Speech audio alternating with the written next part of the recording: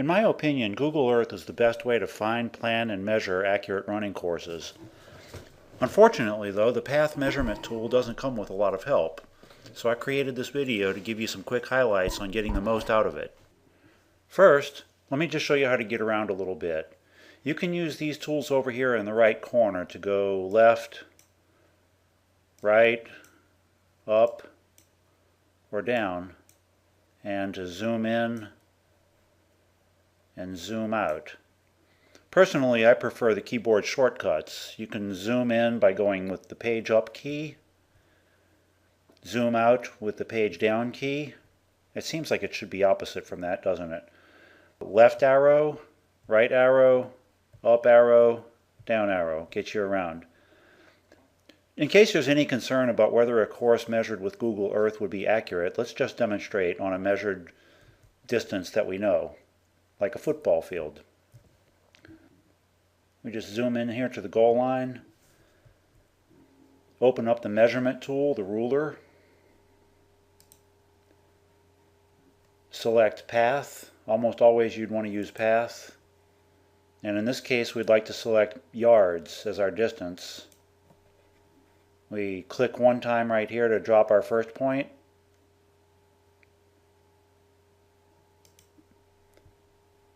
Go to the other goal line by pressing the up arrow key. Drop another point about right there. Holy smokes! 100.00 yards. It doesn't get much more precise than that. So let's go ahead and clear this route, and then close the ruler tool and zoom out and go find a neighborhood and practice mapping a course and show you how the path measurement tool works. And to do that, I'm going to go to a little neighborhood where I used to live, since I know my way around it a little bit, right here. Using the tool is simple enough in the basics. Click on the ruler, select path if it's not already selected, and this time we want to click miles. And the simplest demo is you click where you want your first spot to be, so click, click again, click again, click again, click again, click again, and again, and again. Now I know you would never measure a course this short, but this is just to demonstrate the basic function of the tool. So there, you have a 0.40 mile course just going around the block, starting and finishing right here. The dot that's blue on these, you notice they're all red except for this one, that one's blue. The blue is always the current selected point. If you click again, it'll add another point after the blue dot, after the current one. So if I just click randomly out here, it adds one there. If I click again and again and again. But if I right click, it deletes the current point. Right click, right click, right click, right click. Now, what will we do if we would like to extend this course and just edit it a little bit? And let's just play with editing. You can drag any point by just clicking on it and dragging it. Now you see that one's blue, so that's the current selected point. And if I click again, it's going to add a point after that point, but before the next one. So if I just click here, you can see what it did. And if I click here, you see what it does. Now, if I click on that point right there and it turns blue, I can right click and delete it. And I can right click on that, left click on that, and then right click to delete. Move this one over a little. Now, we've extended our course out so that it goes around the bigger block, and it is now 0.52 miles. If you were looking for a half-mile course, you could just adjust that by adjusting your finish line. There. Now there is one little thing you should know, and that is that this rounds to the nearest 1/100th of a mile. In other places it tries to round to the nearest 1/10 of a mile.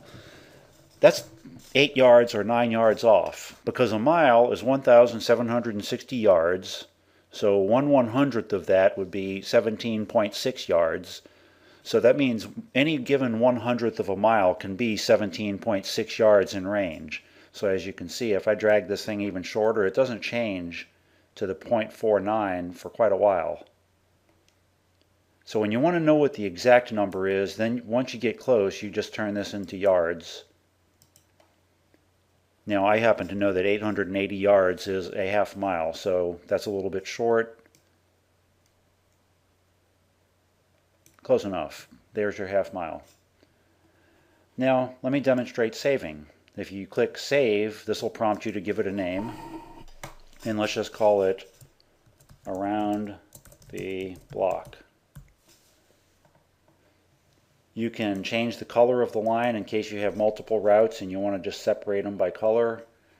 Let's make that one a bright green. And you can look over here at the distance. So let's say you want to edit this course. Once you have the properties windows open, you'll notice that the dots came back.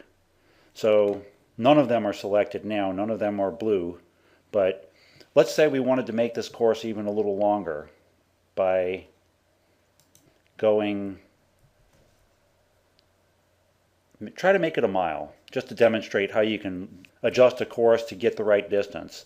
So if that's a half mile, what would happen if we delete the point right here? So I clicked on it. You can't see it because it's behind the street name, but there it is. Right click, it goes away. Drag this point down here. Add a point here. Okay, that is 0.76 miles, so it doesn't quite double it. What if we came out another block?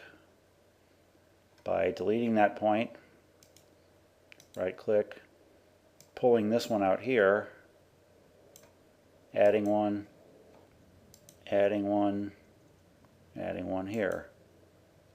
Well, that's 0.9. What can we do to get it farther? Well, how about if we drag this out and added another little part here on that street? So to do that, you would click here so that you can insert a point here. And let me demonstrate something else here. Whenever you're going around a curve, it's a good idea to add several points because that's really the way you're going to run it. And that way your course will be more accurate. And here. Okay, that's 0.96 miles, and that's still not what we were looking for. So what can we do to make it longer? Well, we can make this go one more block.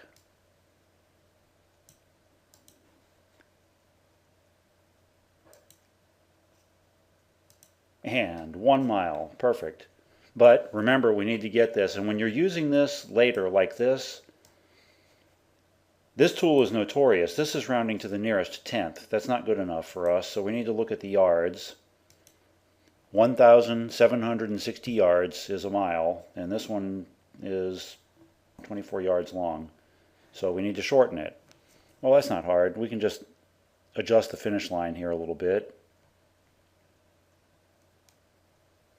There.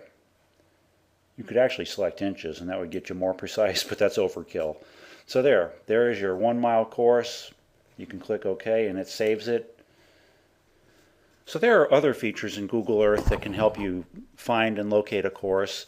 The satellite pictures are great because you can zoom in and see what the streets look like and the sidewalks, and kind of tell, if you don't know the neighborhood, whether or not it looks like a okay and safe place to run. And in most places, if you need an even closer look, you have something called Street View. And that is this little peg right here. If you click on him and drag him onto your map, you can see everything turns blue. That indicates that there's Street View options there. So if you just drag him and drop him, this is from the Google car that drives around taking pictures of the whole world. So there's a Street View picture, and you can press the page up key to go forward, the page down key to go backward. You can look right and left by clicking the right and left button. And you can see, so this street, for instance, looks like it's got a nice wide sidewalk.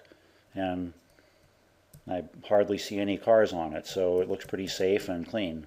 And you just click escape or press the escape key to break out of it. And I like to press the R key, and that gets you oriented north-south. Zoom back out.